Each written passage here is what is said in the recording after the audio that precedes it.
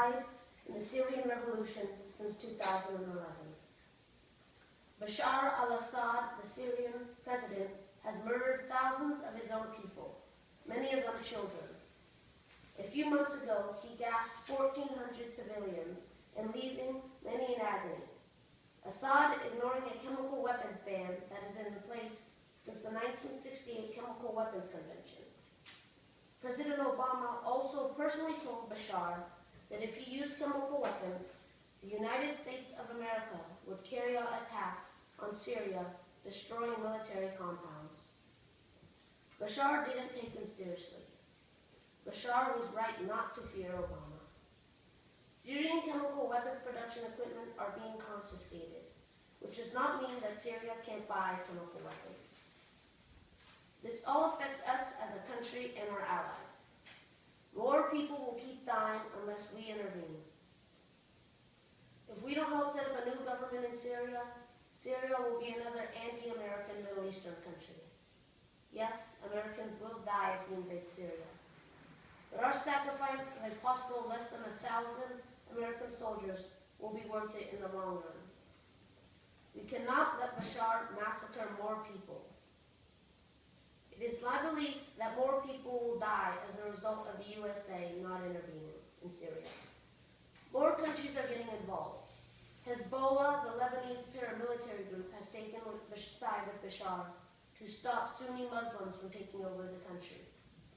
Hezbollah militants have been a great threat to the Free Syrian Army.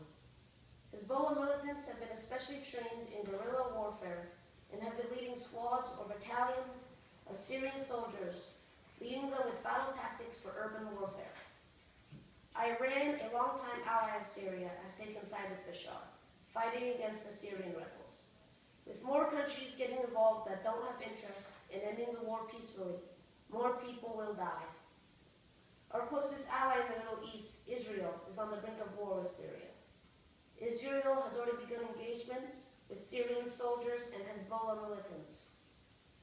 I feel one of our obligations is to keep one of our closest allies, Israel, safe.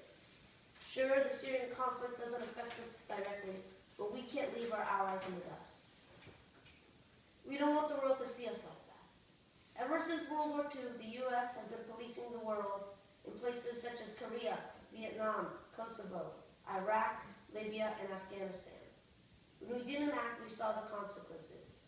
In Cambodia, from 1975 to 1979, 2 million people, 1/3 of Cambodia's population, was killed in one of history's worst genocides.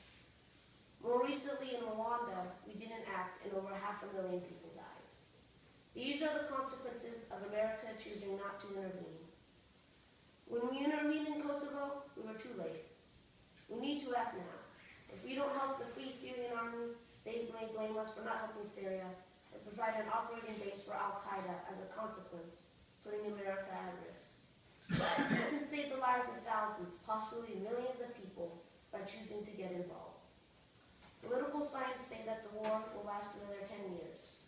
In the first 2 years before the fighting escalated in Syria, over 100,000 people died. If the war lasts another 10 years, easily over 1 million people could die. I believe that if we act now, we can save the lives of